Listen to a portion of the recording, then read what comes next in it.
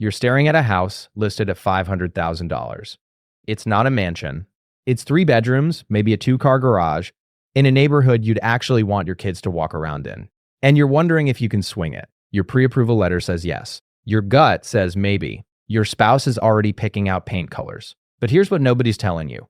Whether you can afford that house has almost nothing to do with whether a bank will give you the money. The real question isn't can you get approved, it's can you sleep at night once you sign. Because the math that determines whether a $500,000 house turns into financial freedom or a 15-year prison sentence, it's shockingly simple. And most people get it backwards. Here's what changes everything. The house doesn't cost $500,000. Not really. What it costs is whatever your monthly burn rate becomes after you buy it. And that number decides whether you're building wealth or just making a bank rich, while you eat ramen and skip vacations until you're 60. Let me show you the actual baseline. Take that $500,000 price tag. You're putting down 20% if you're smart. That's $100,000 cash, leaving a $400,000 mortgage. At today's rates, let's say 7%, that's roughly $2,660 a month in principal and interest over 30 years. Add property taxes, depends where you live, but let's say $600 a month. Homeowner's insurance, another $150. PMI, if you put down less than 20%, tack on $200 to $300. We're already at $3,400 to $3,600 a month before you mow the lawn or fix the water heater. Now, here's the first payoff, the thing most people miss until it's too late.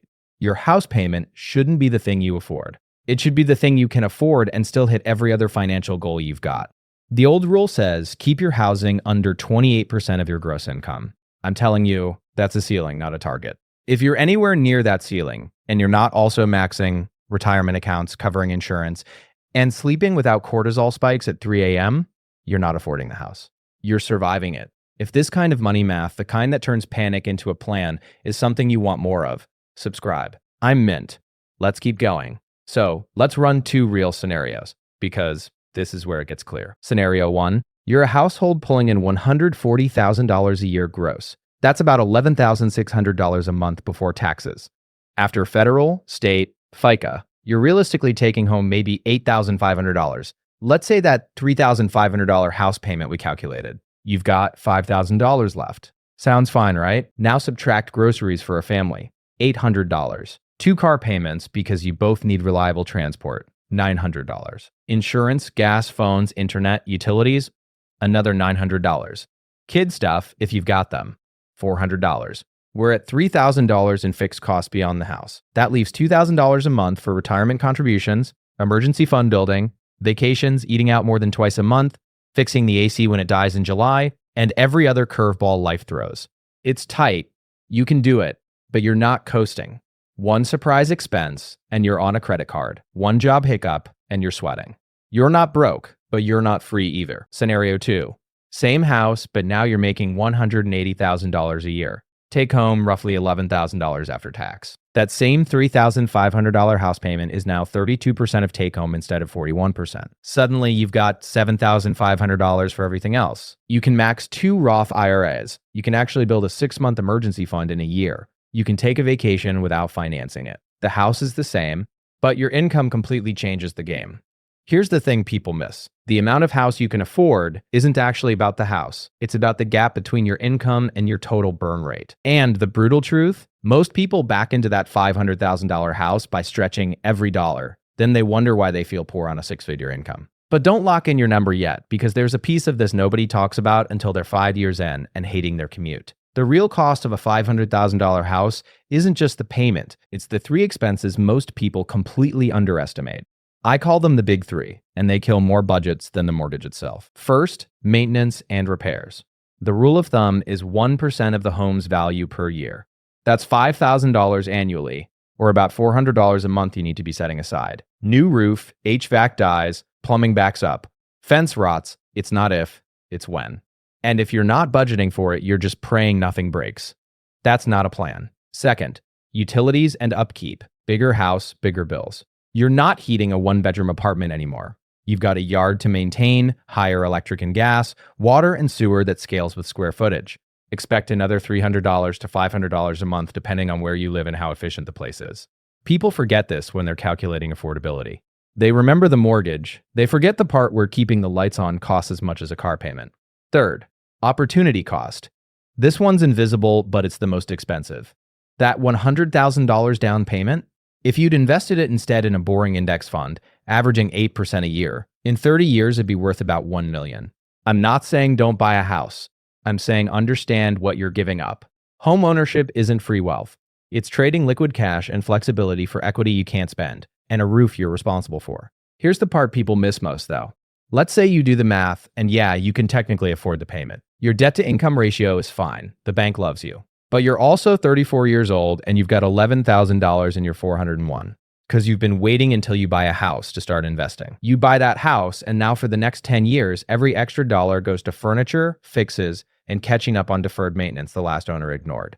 Meanwhile, your retirement contributions stay at the minimum because the house ate your margin. By the time you're 50, you've got equity in a house and nothing in investments. You're house rich and cash poor. And guess what doesn't pay for your health insurance when you retire early? Home equity you can't access without selling or borrowing against. This is the trap. You can afford the house on paper, but you can't afford the life that comes after it.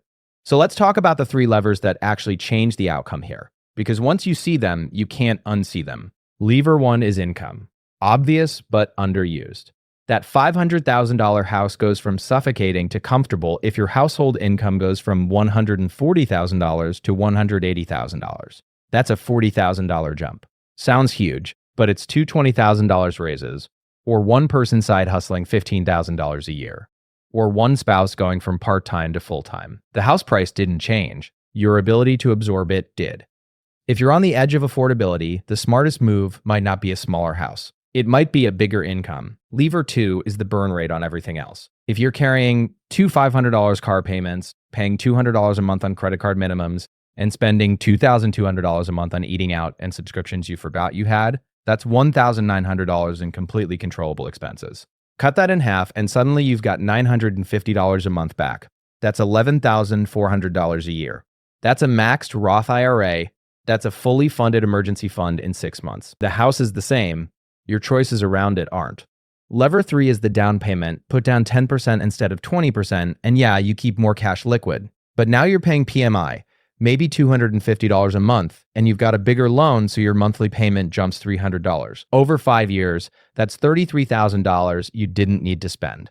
On the flip side, put down 25% or 30% if you've got it, and your monthly drops enough that the whole equation shifts. A $500,000 house with $150,000 down and a $350,000 mortgage at 7%, your payment drops to about $2,350. Add taxes and insurance, you're at $3,100 instead of $3,500. That $400 difference every month is $4,800 a year. That's real money. Here's what nobody tells you until you're sitting in the lawyer's office signing. The decision to buy isn't just about whether you can cover the payment. It's about what version of your financial life you're choosing. Because once you sign, your flexibility is gone. You're locked into that payment, that location, that maintenance schedule. If your income dips, if your job changes, if you want to go part-time or take a risk on a startup or move across the country, the house is an anchor. Sometimes that's stability. Sometimes it's a trap. Now here's the mint move if you're actually serious about this. First, before you even look at houses, calculate your real take-home pay and your total monthly burn rate. Everything, including the stuff you're pretending doesn't count. If that $3,500 house payment plus all your other fixed costs is eating more than 70% of your take-home, you're not ready. Not because you're irresponsible, but because you're one surprise away from stress you don't need. Second, model the scenario where one income disappears for 6 months. Could you cover the mortgage, the taxes, the insurance, the utilities, and food? If the answer is no, you either need a bigger emergency fund before you buy, or you need to be looking at a different price range. The house should fit your life. Your life shouldn't have to contort to fit the house. Third, run the retirement math backwards. If you're 35 and you want to retire at 60, you've got 25 years to build a nest egg. Go look at a compound interest calculator and figure out how much you need to invest every month to hit your number. If buying this house means you can't hit that monthly investment target, you're borrowing from future you to pay for present you's granite countertops. That's fine if you're making the trade with your eyes open. It's a disaster if you're pretending the trade doesn't exist. Let me be clear. I'm not saying don't buy a $500,000 house. I'm saying don't buy it because a lender said you could, or because your friends did, or because you're tired of renting and you think homeownership is automatically smarter. Buy it because you ran the numbers, you stress tested your income, you know what you're giving up, and you decided the trade-off is worth it. That's not being cautious. That's being smart. The brutal truth? Most people who buy a $500,000 house in 2026 can't actually afford it the way they think they can. They can make the payment. But they can't make the payment and build wealth and sleep well and have margin for life. And 5 years in, they're stuck, house poor, wondering why a six-figure income feels like they're living paycheck to paycheck. You can afford a $500,000 house if your household income is at least $160,000. You've got 20% down, your other debts are minimal, and you're still maxing retirement accounts after the mortgage hits. Anything less than that and you're not affording it, you're financing a lifestyle you can't sustain. So here's where you go next. If you're wondering whether you should rent longer and invest the difference or if buying now actually makes sense even in this market, I broke down the rent versus buy math with real numbers in another video. Watch that next. And if you want to know how much house you can actually afford based on your specific income and goals, not what a bank approves you for, subscribe. I'm Mint. Let's build wealth, not stress.